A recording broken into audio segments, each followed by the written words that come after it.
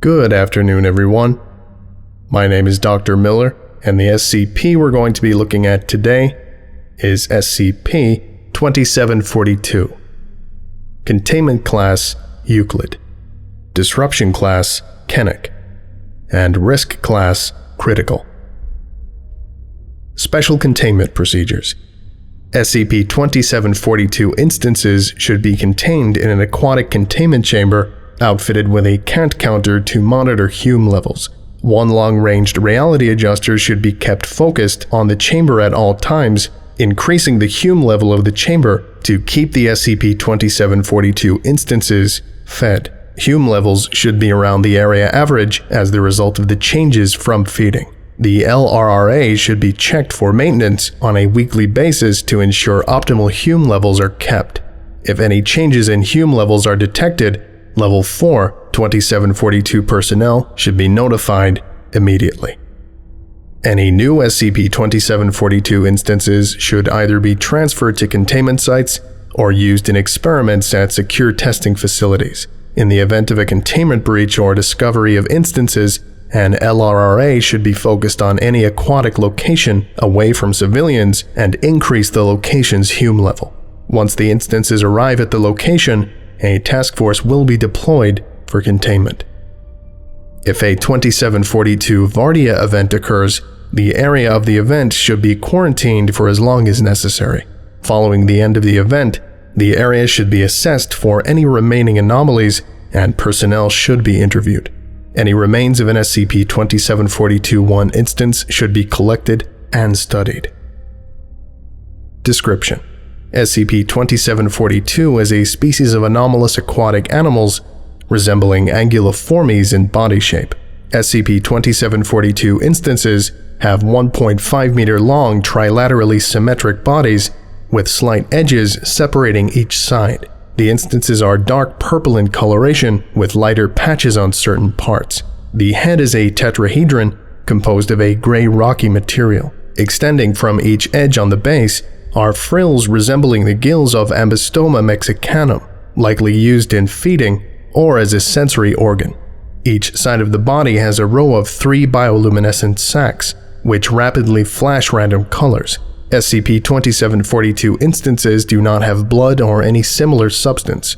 Instances reproduce asexually, transforming a sac on their body into a new instance. A single instance may reproduce up to 9 times, as the sacs do not regenerate. The entities are caelivores, consuming the strength of reality for sustenance. This is seen as a decrease in Hume levels within a 15-meter spherical region around the head of an instance. As more instances enter a single region, the decrease will become more severe. Once 7 are present, any additional instances will begin to die from starvation. As a result, SCP-2742 are rarely seen in groups, though they can form schools. Instances also move between locations frequently, suggesting that staying in one area can also lead to starvation. Effects of the Hume decrease include a region of visual distortions in the area, normally resembling those caused by heat waves. Sounds also undergo various distortions. A sense of unease is often reported from subjects, sometimes escalating to terror. There is also a higher chance of non-anomalous subjects becoming reality benders for the duration of the decrease. In most subjects, this is done unintentionally, often stemming from changes in perception being applied to the area. It is also more likely for anomalous phenomenon to spontaneously occur, though it is rare for anything created during this to exist outside of the area. When an SCP-2742 instance dies, either from starvation or other means, the bioluminescent sacs will burst and stop glowing. There is a chance that a 2742 Vardah event will occur, which entails a temporary restructuring of reality in a spherical region. The event has an approximate radius of 30 meters. An outside view of the event shows the area as repeatedly bending and twisting, though no such phenomena are described by those entering or inside it. What happens in an event varies, though hallucinations and appearances of anomalous entities are common. After an event, the area will return to normal, though some objects created or distorted in it remain. Hume levels will increase to the local average after approximately 5 hours.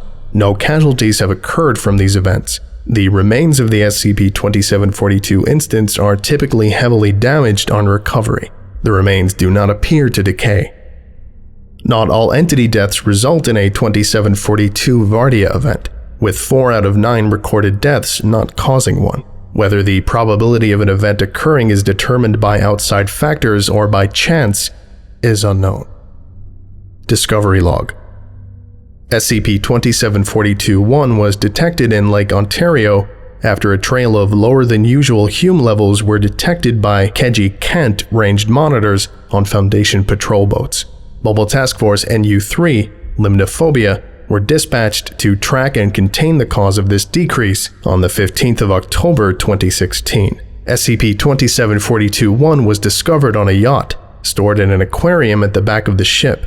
Interrogation of the ship's crew revealed that they were members of Group of Interest 03088, also known as the Church of the Second Hightoth, and were planning on bringing the anomaly, referred to as Null Ave, back to a church facility for preservation. A ritual was used by the crew to let them detect changes in reality, leading to the discovery of SCP-2742-1. Due to the effects of the reality decrease, a full interview was unable to be performed at the time of discovery. The crew was detained, interrogated, and subsequently administered amnestics. SCP-2742-1 was brought to Site-201 for containment, and the yacht was stored for investigation. Since the containment of SCP-2742-1, 24 instances have been born, 9 of which have died. SCP-2742-22 is the only other instance to have been discovered in the wild, also found in Lake Ontario. The instance died during recovery. Addendum 1. 2742 Vardah Event Log. Note: due to difficulties in retrieving footage of these events, most of the known details are based on reports from personnel. Conflicting reports will be described. Event 1, 19th of October 2016. Location: Site-201. Instance: SCP-2742-8. Cause of instance death: starvation. Description: a purple silhouette of an elongated SCP-2742 instance, designated SCP-2742-E1, begins moving through the area, carving holes in walls and personnel it would pass through. The walls become gray in color as an object described as a 3-sphere manifests. The silhouette passes into the 3-sphere, causing a ripple effect on its surface. The object remains until the end of the event. Other personnel report seeing hallways flooded with a liquid appearing as visual static, which had no mass to it. Recovered items: a standard issue Foundation water bottle containing a gray liquid, composed primarily of carbon. Event number 2. Date: 2nd of November 2016. Location: Site-201. Instance: SCP-2742-9. Cause of instance death: starvation. Description: the entire area becomes black, with personnel experiencing the effects of zero gravity. A large white entity is seen in the distance, rapidly changing in size and shape, occasionally being separated in half and reforming. Various white dots and amorphous shapes are seen coming off of it. SCP-2742-E1 appears in the distance. At this point, some personnel report being pulled towards the entity, which reportedly had a Hume level of 0 around it. Descriptions following this vary. Other personnel reported the white entity breaking apart into clusters of stars and some nebulae. Some personnel would morph and divide into miniature solar systems of varying structure, which would disintegrate or change shape when near SCP-2742-E1. A dark blue silhouette manifests in the distance, with a vaguely humanoid torso, a spherical head on the chest, legs that have a mass of tendrils as the lower half, and 5 amorphous objects that circle around the torso, designated SCP-2742-E2. The silhouette is positioned above assorted gas clouds researchers had burst into, which had formed into a large disk. Recovered items: 11 spheres composed of assorted human tissues, varying in size, with genetic matches to personnel in the event. A Foundation-issued tablet with the words, "The Lesser of Mind Envies," inscribed on the screen, with a corner of the device stretched out 1 meter in length. Additional notes. Contrary to reports, no changes in Hume levels were detected during this. Testimony: Dr. Ilana, Vardah. I spent a good while tumbling around that boring void. Sure, the cosmic paint splatter was interesting, but there was a whole lack of excitement, up until the serpent thing began slithering its way towards me. I tried to push myself away, but that's difficult to do when you can't push on anything. I saw James and the rest of them get sucked towards it and disfigured, so I freaked out and got a nice lungful of bitter nothing.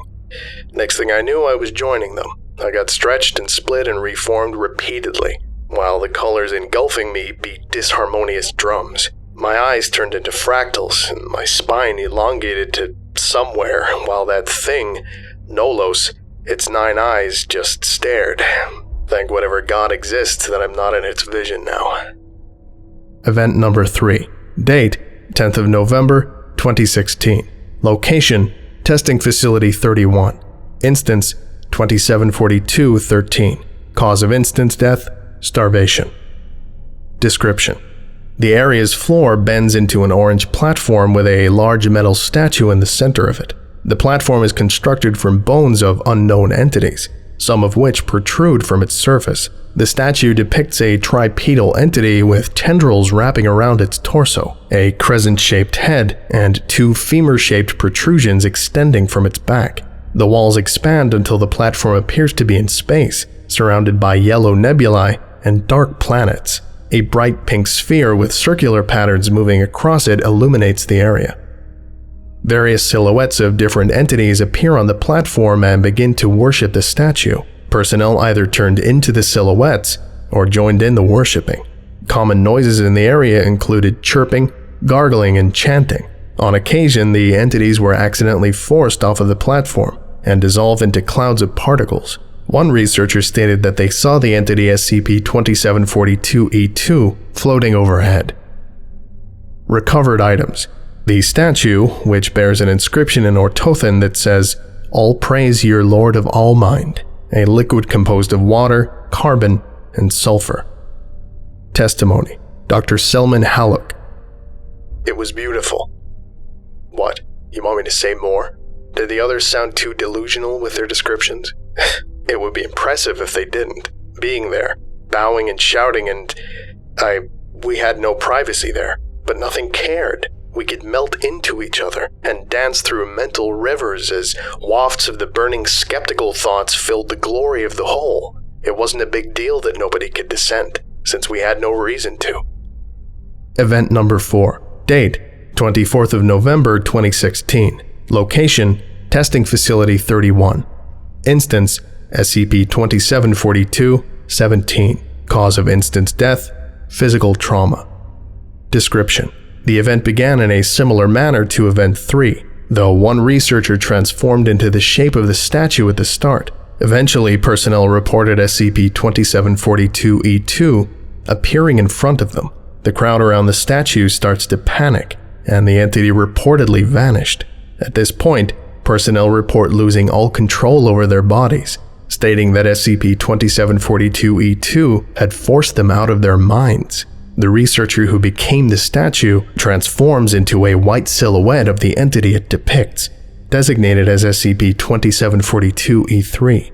Versions of SCP-2742-E2 emerge from crowd members and fly towards SCP-2742-E3, with the researcher reportedly blacking out. The SCP-2742-E2 versions vanish, and SCP-2742-E3 can be seen spasming while releasing blue light.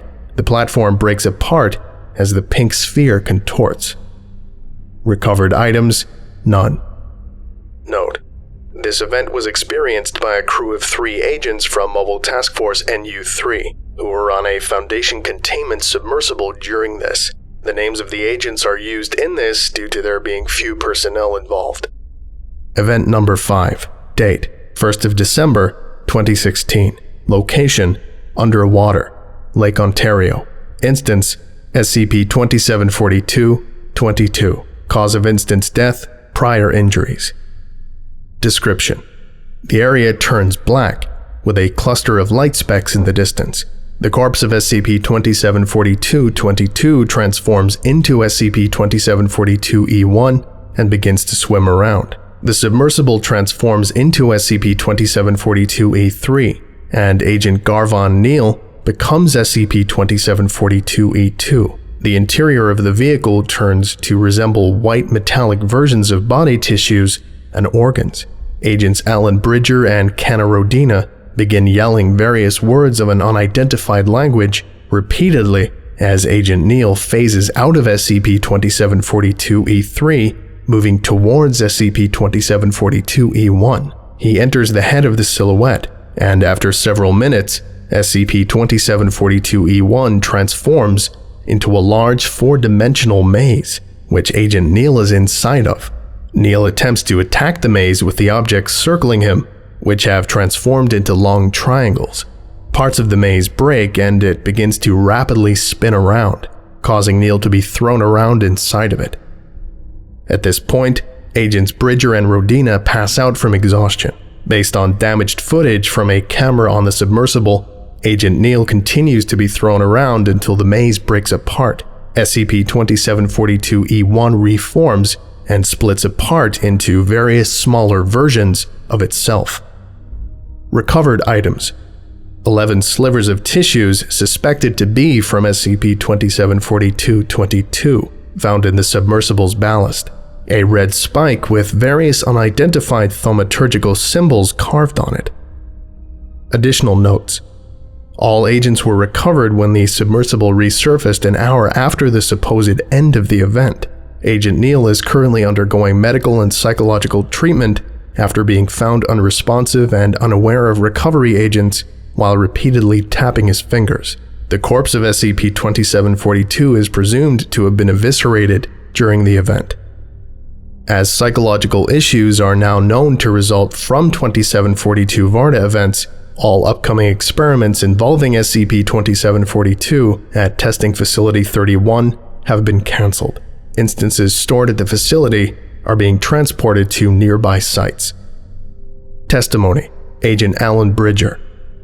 Rodina and I couldn't talk to each other, but we knew we were going through the same hell. We weren't just compelled to chant about whatever it was we were being forced to. Something was actively pushing and prying at my thoughts, scraping something that made us speak. Even when I thumped onto the floor, I kept feeling it hold on to and reach through my brain in every place it shouldn't. Last I remember, it just frantically carving for a while before it stopped. Addendum 2. Level 4 access required. Event number 6. Date: 18th of January 2017. Location: Area 12. Instance: unknown. Cause of instance death: none.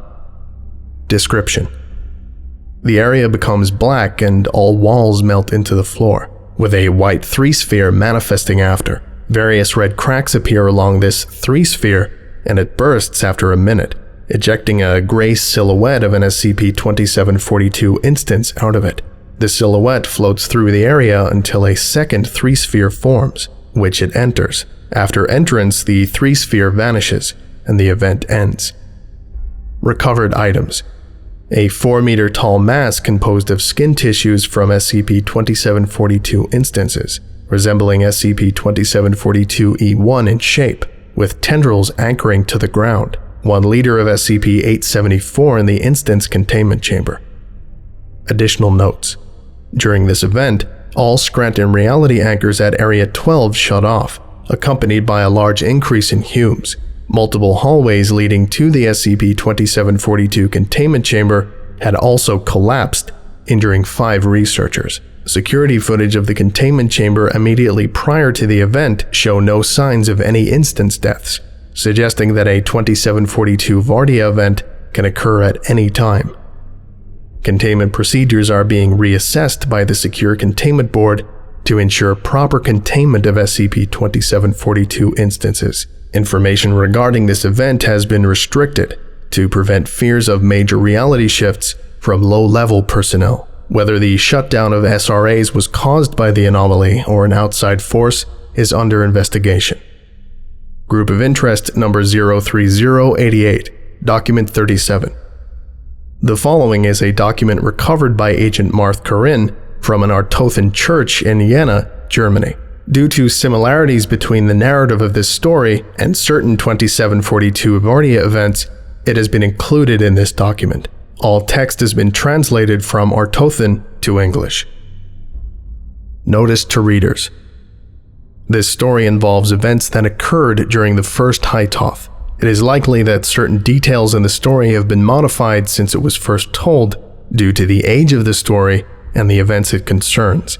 Readers should not consider this information to be completely accurate. Any questions regarding this, along with any additional information on the story, should be brought to any church scholar. May the Holy Fourth forever protect us. EIV Scholar Diana Olivier. Branch of History. Uravol the Bodiless. It was the fourth aeon of the High Toth. The lesser deities combated and slaughtered for measly chunks of territory in the recesses of the universe as the almighty Vizgods ruled across the galactic planes. After the despair that was the first turmoil, all was at rest. Uravol, the deity of Ozroq-Mind, gazed up at the sparkling plains with fear and animosity. The Vizgods should not have so much power, nor should they have such massive kingdoms, nor should they exist. He knew that it was an impossibility to level them and their realms, even with great effort. The chasms of Uravol's mind twisted and bent as a plan was formulated to erase it all. As blood marred the constellations and the last galactic arm dispersed, the idea was completed. He left the shattered galaxy of U and flew towards the empire of the thought conglomerate ruled by Mind Urjo. Great swaths of yellow nebulae, galaxies and grey harvested stars circulated on the outskirts of the unimaginable psychic core. The swarming, bodiless telepaths released a pink glow as they labored for the Mind's will. The trillion followers bowed and praised their lord, their free will lost centuries ago, dedicating their existences to the worship of her. They danced upon stellar warnings constructed from the remains of those that lived before, the insubordinate ones. Uravol knew of the potential of their minds and used his power to exploit it. One by one, the followers' minds were replaced, and they all became Uravol. Urjo sensed a loss in faith and dispatched a body of hers to resolve the issue. The Uravol trillion mentally bombarded Urjo, and gradually her conscious was melted and absorbed. His physical form wretched and disjointed from the strain, but it mattered not. The bodies of Uravol soared out of the collapsed empire and into the eaten chaos, the void carved out by the ancient Nolos. The beast swam through the inky madness, shaping the flowing realm with its imagination. Strange colors and shapes whispered and vanished as he passed through the unnatural. Things that were between life and death reached out for an end and were peeled away to other dredges. If the first could be taken, the rest of the Vizgods would go too. The strength of the psychics coursed through Uravol as his advent came, delegating the perception of surroundings to entities outside of the realm. The area would not overload his focus. The proxies assembled into a grid around the first, and he began to channel his mind into it. Wave after wave of mental slices tore through the psychic barriers surrounding its brain, yet the beast only waited. After a seemingly timeless century passed, a gap had been carved into the barrier, and Uravol lunged into the depth that awaited him. What was learned and witnessed within the thing will remain unknown. On the day of the entrance, a scream rang out through the denizens of the universe and all of its dimensions. The secrets that were uncovered trapped and buffeted Uravol, the alien unknowns encompassing him. It could not be incorporated into himself or controlled, though it had begun to do so to him. He fought for sanity, but it was futile. As he lashed out in fright, Nolos convulsed and tore itself into many children, ejecting them as far as the nameless creator can perceive. Uravol lost the grip on his bodies, and the trillions of them collapsed, transformed into unconscious husks. The persuasive warmth of the psychic core faded, and the Empire released its last echoes. The consumed realms were a colorful chaos no more. With vast lands relinquished from their prior owners, the second turmoil began, and peace became a forgotten concept. Uravol lost the ability to permanently connect to any corporeal form in his madness, forced into the role of a psychic nomad. The mind continues to roam across Hytoth, drifting from being to being in search of a body to claim as his. If one feels an unknown presence carve at you, briefly tugging on the strings and filaments of your mind as alien ideas spill forth, Uravol the Bodiless has gone through you. This concludes today's lecture. Thank you for listening, if indeed you still are, and you are all dismissed. Goodbye.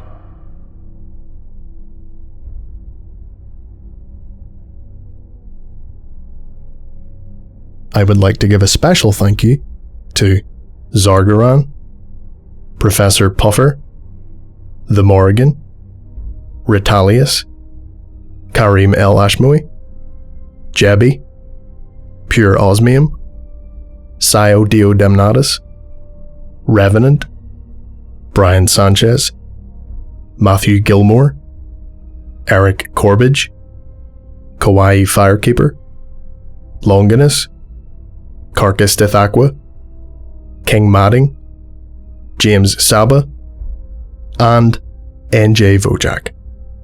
If you would like a special thank you at the end of each of my videos, and some other cool stuff as well, visit patreon.com/TheVolgun. Thank you.